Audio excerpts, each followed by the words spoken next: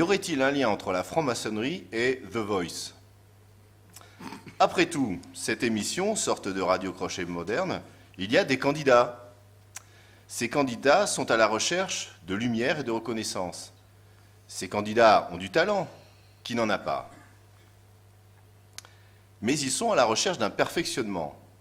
Pour cela, ils doivent faire une prestation devant un jury, d'une manière assez particulière, puisqu'ils ne se voient pas. Seule la qualité de leur voix, l'image de leur âme profonde, une authenticité compte. Alors, peut-être qu'une team les choisira, ce peut être une obédience pour la franc-maçonnerie.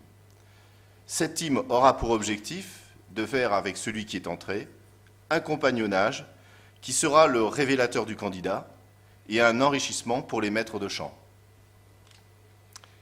Il subira des épreuves, des battles, etc.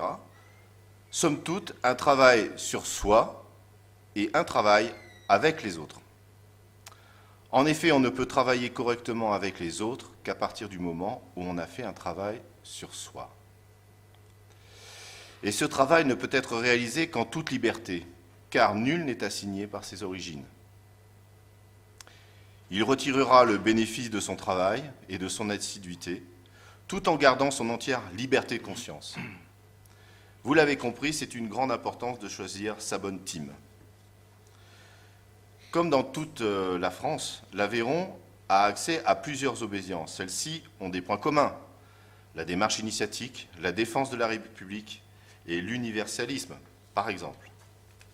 Elles possèdent également des nuances: le poids du symbolique et du sociétal, la mixité, la place de la croyance. Lumière et Fraternité du Rouergue est une loge du Grand Orient de France.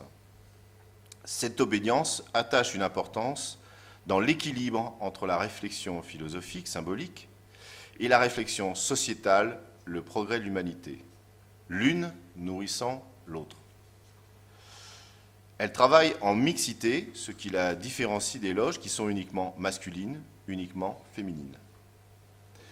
Concernant la croyance, le Grand Orient de France accorde une importance fondamentale à la liberté de conscience. On peut croire ou ne pas croire et travailler dans une loge du Grand Orient de France.